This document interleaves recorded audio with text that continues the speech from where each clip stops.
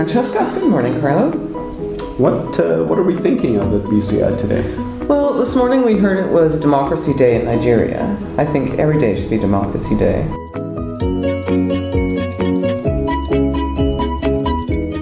Democracy Day celebrates the sort of restoration of democracy in 1999, I think, with the election of General Obasanjo, who led the first democratic government after a series of military juntas in Nigeria.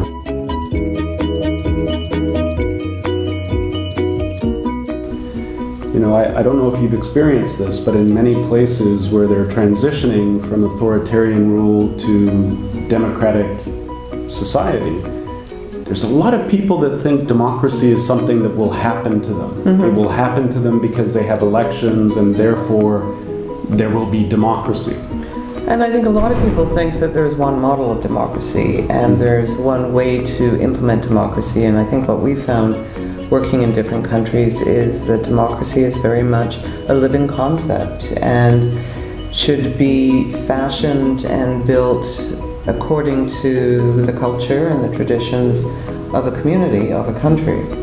No, for sure, but my point is more one of citizens within a democratic society have to be active. Sure.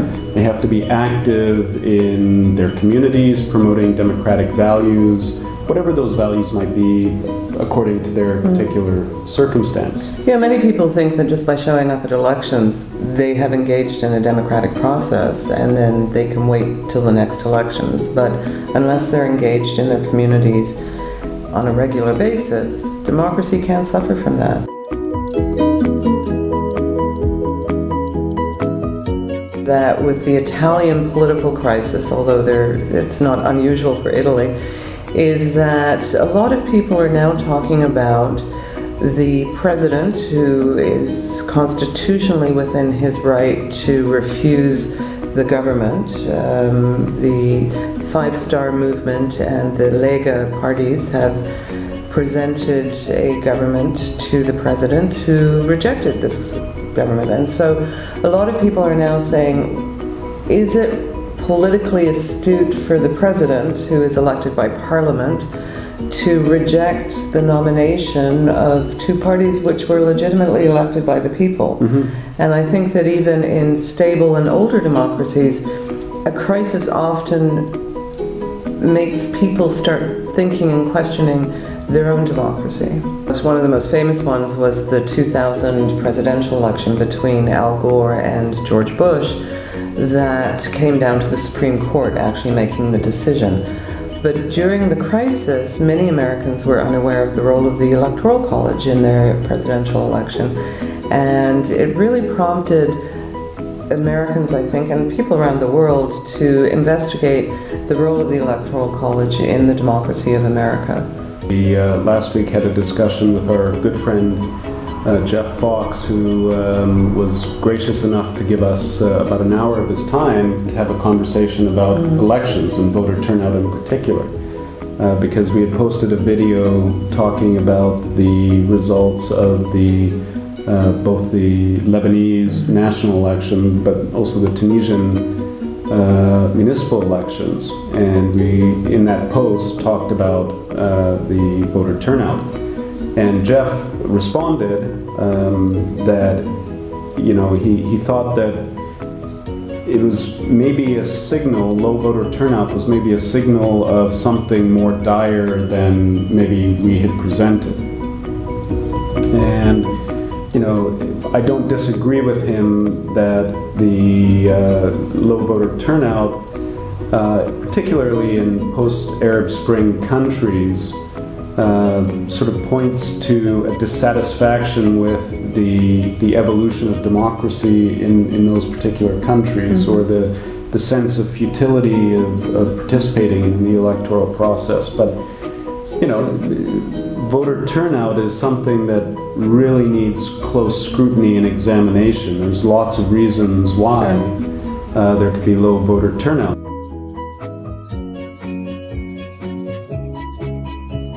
For example, in Kosovo, the number of registered voters is taken from the civil registry.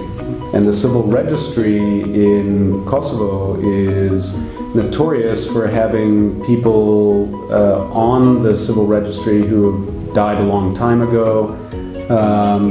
There are sort of joke entrants in the civil registry.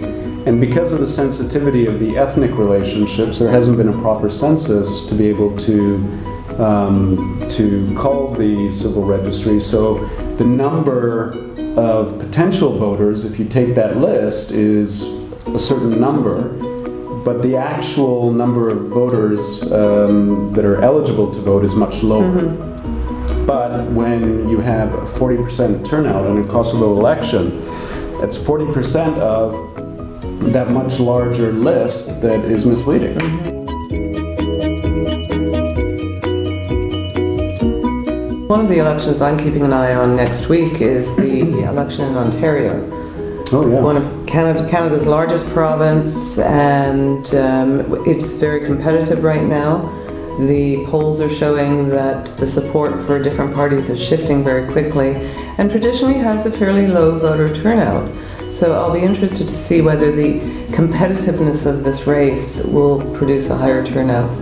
And that's an interesting election to watch, in part because the incumbent Liberal Party is running currently at about third place. Mm-hmm. I don't know if they've dipped below the Greens yet. The polls are changing every day. But they're certainly on that trajectory. And what's exciting for us in particular, because we both come from this political party, the New Democratic Party in Ontario is surging into, if not competitive with the Conservative Party, ahead of the Conservative Party. Now the Conservative Party of Ontario, their leader stepped down just before the election was called, forcing a leadership convention in which Doug Ford was elected. Yeah. Doug Ford, for those of you who follow politics, is the brother of Rob Ford, who is now deceased, but he was a very controversial mayor of Toronto, whose constant struggle with addiction and kept getting him in trouble in Ontario and in Canada. And many people have likened Doug Ford to Donald Trump. He's a populist, and I don't think the equation is quite accurate, but it certainly livened up Canadian politics this month. And certainly, from the point that Ford was elected, the NDP's fortunes have certainly been increasing. So thank you, Doug Ford. Yes. I think they've also run a very good campaign, the Ontario New Democrats. Of course. And but in electoral politics, when you're working for a political party, it's sometimes not in your best interest to have polls released that show that you're surging ahead in the polls. Again, this could affect voter turnout. If people think it's in the bag and that the Ontario New Democrats are going to win, some of their traditional voters may not come out to vote. Right, and so that's the difficulty of appearing to do well in the polls in advance of Election Day. But certainly the New Democratic Party is very good at identifying their vote and working hard on Election Day to get their vote out to the polls. Yeah, they sure are. So good luck, Ontario New Democrats, next week. And good luck, Nigeria, on celebrating Democracy Day 2018.